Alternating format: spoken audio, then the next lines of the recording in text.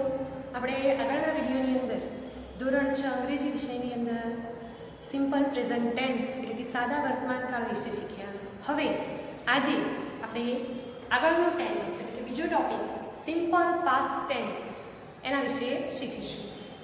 The simple past tense, simple એટલે સાદો, tense એટલે કાળ અને પાસ્ટ એટલે ભૂતકાળ. સિમ્પલ પાસ્ટ ટેન્સ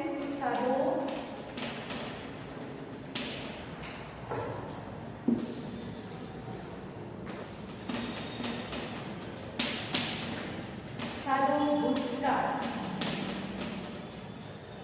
હવે અહીં આગળ સૌપ્રથમ તો સાદો ભૂતકાળ કોને કહેવાય? તો સામાન્ય રીતે ગુજરાતી હિન્દીમાં જેમ તમે કાળ શીખ્યા છો એ જ પ્રમાણે ભૂતકાળ એટલે જે કોઈ ક્રિયા અથવા ઘટના એ પૂરી થઈ ગઈ છે તો એ શું થઈ ગયું? ભૂતકાળ. તો એ જ પ્રમાણે અહીંયા પણ જે કોઈ વીતી ગયેલી અથવા તો થઈ ગયેલી ક્રિયા વિશે વાત કરીએ તો એ સાદા ભૂતકાળની અંદર કહી શકાય. તો હવે અહીંયા આગળ સાદા ભૂતકાળ માટે આપણે સૌ પ્રથમ ટુ બીના ક્રિયાપદથી શરૂઆત કરીશું. તો પહેલા અહીંયા આપણે લખીએ કે વીતી ગયેલી ક્રિયા અથવા તો પૂરી થઈ ગયેલી ક્રિયા.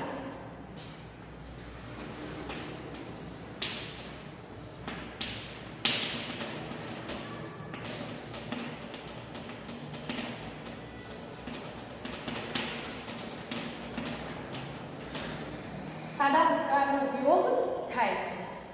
હવે અહીંયા પૂરી થઈ ગયેલી ક્રિયાના શા માટે સાદા ભૂતકાળનો ઉપયોગ થાય છે? એમાં સૌપ્રથમ તો આપણે ટુ બીના ક્રિયાપદ આપણે આગળ વાત કરી છે કે અહીંયા આગળ એકવચન અને બહુવચન પ્રમાણે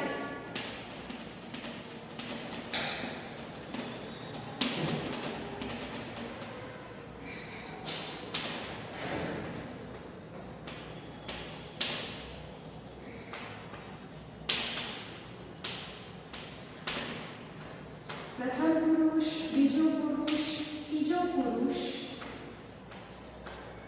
તો પ્રથમ પુરુષની અંદર આપણે આઈ સર્વનામનો ઉપયોગ કરીએ છીએ. એ જ પ્રમાણે અહીંયા આગળ વી, અમે, યુ, તું. તો બહુવચનની અંદર યુ એટલે તમે. હી, શી અને ઇટ. બહુવચનમાં દે. આ સર્વનામ. સર્વનામ કોઈ પણ કાળ પ્રમાણે આમાં કોઈ ફેરફાર થતો નથી. સર્વનામ એના એ જ રહે. પરંતુ આપણે વર્તમાનની અંદર ટુ બીના જે ક્રિયાપદના રૂપો એટલે કે ટુ બીના is, am, R.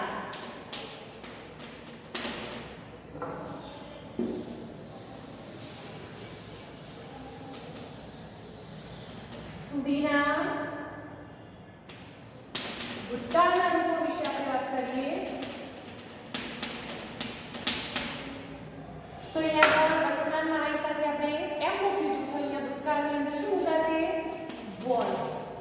I was. હું હતો.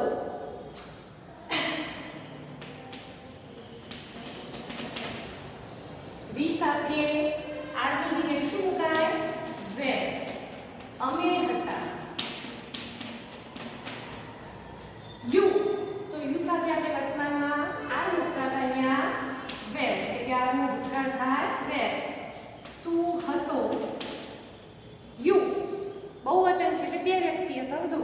તો યુ સાથે વેર તમે હતા. ત્રીજો પુરુષ એકવચન હી, શી, ઇટ. તો હી એ પુરુષ જાતિ માટે, શી એ નારી જાતિ એટલે કે સ્ત્રીઓ માટે અને ઇટ એ પ્રાણી, પક્ષી અથવા તો કોઈ નિર્જીવ વસ્તુ માટે વપરાતું સર્વનામ છે. તો અહીંયા આગળ આ સર્વનામ સાથે આપણે વર્તમાનની અંદર ટુ બીનું ક્રિયાપદ ઇઝ મૂકીએ છીએ. જ્યારે અહીંયા ભૂતકાળની અંદર વોઝ. તે હતો. બહુવચનની અંદર તે સાથે આની જગ્યાએ શું મુકાશે? વેર. તેઓ હતા.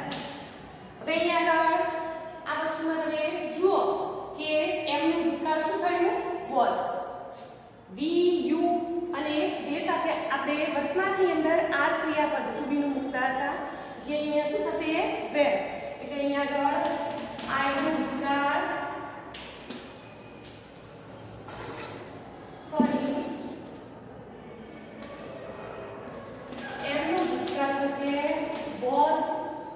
પછી આરનું ભૂતકાળ થશે વેર અને ઇઝનું ભૂતકાળ થાય વોઝ.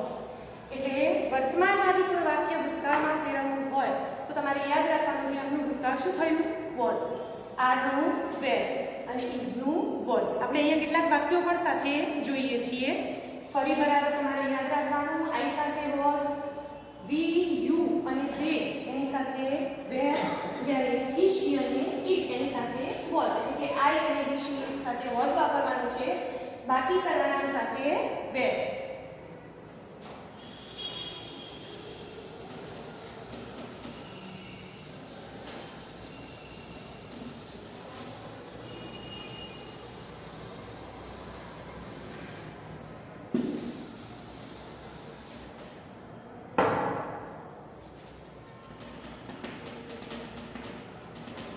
હવે આપણે જોઈએ ટુ બી ની વાક્ય રચના. તો પહેલા આપણે એની વાક્ય લખીએ. આઈ એમ ટીચર. અહીંયા આગળ આઈ એમ અ ટીચર, હું શિક્ષક છું.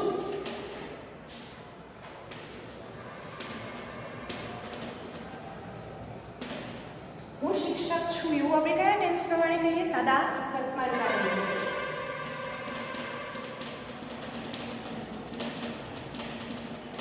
હવે આપણે અત્યારે શીખી રહ્યા છીએ સાદો ભૂતકાળ. મેં તમને કોઠાની અંદર શીખ્યું કે કયા સર્વનામ સાથે કયું ટુ બીનું ભૂતકાળનું રૂપ મુકાય. તો અહીંયા આગળ આઈ એમ અ ટીચર, હું શિક્ષક છું. પણ હવે આપણે ભૂતકાળની વાત કરવી હોય તો શું થઈ જાય? એમની જગ્યાએ was. I was a teacher. વાક્ય થયું સાદા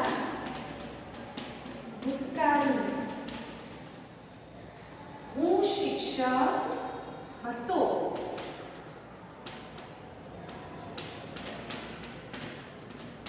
બરાબર સમજાયું તમને?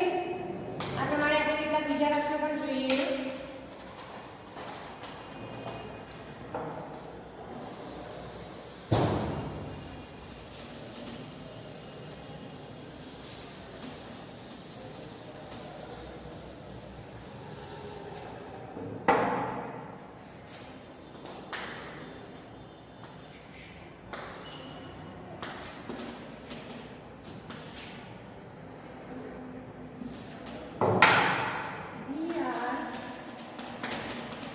ડોક્ટર્સ.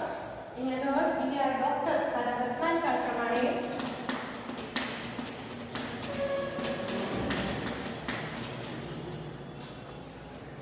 અમે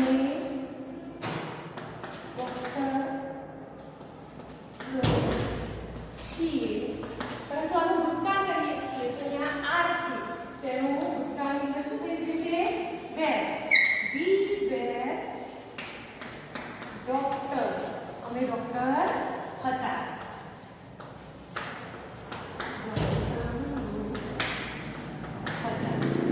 આ પ્રમાણે યુ હોય, યુથી કોઈ વાક્ય બન્યું હોય અથવા તો કોઈ બીજા સર્વનામથી, તો પણ એને ભૂતકાળમાં ફેરવવું હોય તો ટુ બીનું ક્રિયાપદ હોય તો વર્તમાન હોય તો એ પ્રમાણે ટુ બીનું ભૂતકાળનું ક્રિયાપદ મૂકવાનું છે.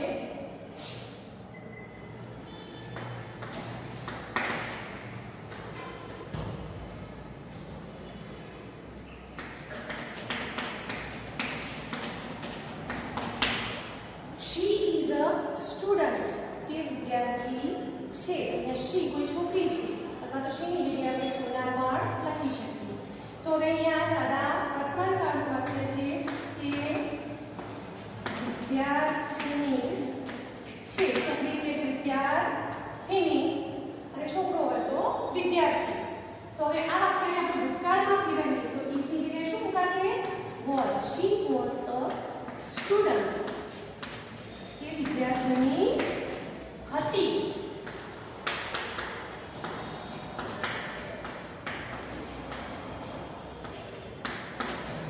બરાબર.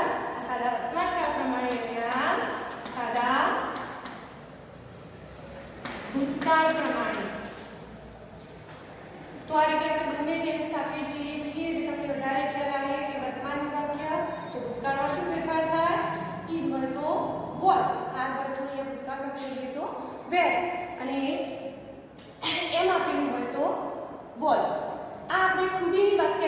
વિશે વાત કરી. હવે આગળ ટુ હેવ, જે વર્તમાનમાં આપણે શીખ્યા છીએ. ટુ હેવ કોઈ વ્યક્તિ પાસે કોઈ વસ્તુ છે એની માલિકી દર્શાવવા અથવા તો ની પાસે છે એવું કહેવા માટે હેવનો ઉપયોગ કરીએ છીએ. તો હવે હેવ વિશે જોઈએ.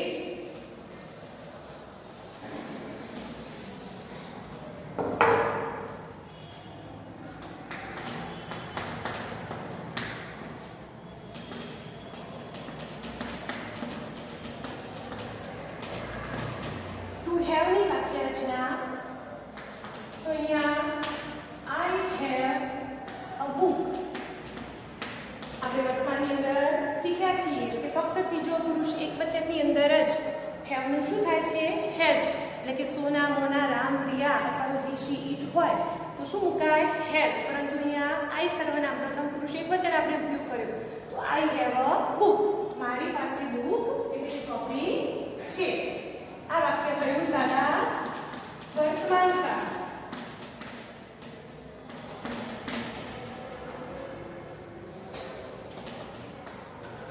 મારી પાસે પુસ્તક છે.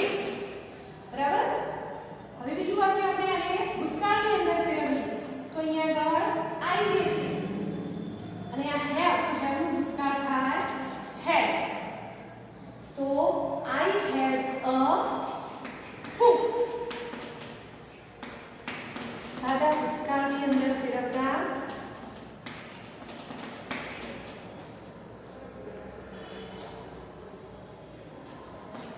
સાદો વર્તમાન કાળ અને સાદો ભૂતકાળ. અહીંયા આઈ હેડ અ બુક. અહીંયા વર્તમાનમાં આપણે કહીએ છીએ કે મારી પાસે છે, પરંતુ ભૂતકાળ આપણે આગળ વાત કરી કે કોઈ ક્રિયા પૂરી થઈ ગઈ અથવા તો કંઈક હતું એ વિશે વાત કરવી હોય તો અહીંયા આપણી પાસે પુસ્તક હતું, હાલ નથી, તો એ શું કહેવાય? ભૂતકાળ. તો એના વિશે વાત કરીએ છીએ તો આઈ હેડ અ બુક. મારી પાસે પુસ્તક હતું.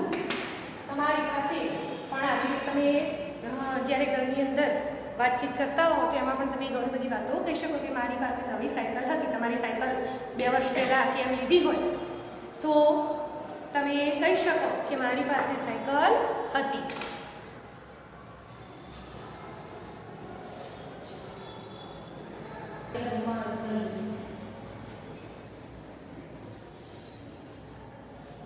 અહીંયા આપણે બીજું એક વાક્ય જોઈએ.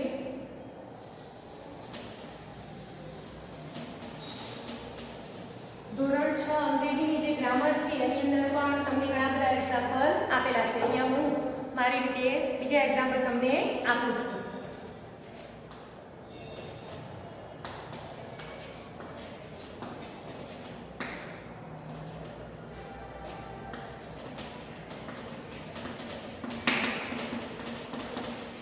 Ram has a new bicycle. Ram પાસે નવી સાયકલ છે. આ સાદો વર્તમાન કાળ. તમારે વાક્ય રામ પાસે નવી સાયકલ છે. હવે આ વાક્યને આપણે ભૂતકાળમાં ફેરવીએ તો અહીંયા સાદા વર્તમાન કાળમાં આપણે ત્રીજા પુરુષ એકવચન સાથે હેઝ મૂકતા હતા. તો અહીંયા ભૂતકાળની અંદર શું થશે? રામ હેડ a new bicycle.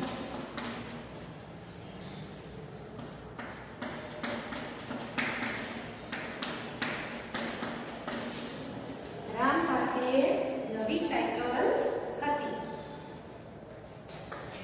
રામ પાસે નવી સાયકલ હતી. અહીંયા આગળ હેવ અને હેઝ ને હેઝ બંનેનું ભૂતકાળ શું થશે? હેડ. એટલે હવે તમારે એ યાદ નહીં રાખવું પડે ભૂતકાળની અંદર કે કર્તા કયો છે. કોઈ પણ કર્તા હોય એની સાથે શું મુકાશે? ક્રિયાપદનું ભૂતકાળનું રૂપ.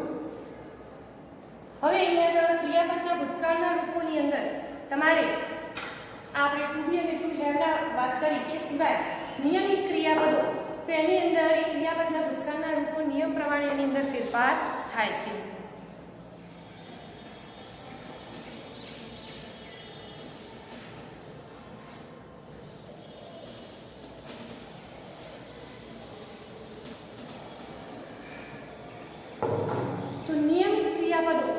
ક્રિયાપદો કે જેની અંદર નિયમો પ્રમાણે આપણે આ સાદા ભૂતકાળની અંદર ફેરફાર કરીએ છીએ, તો એ નિયમિત ક્રિયાપદો વિશે આપણે બીજા આગળના વિડીયોની અંદર જોઈએ.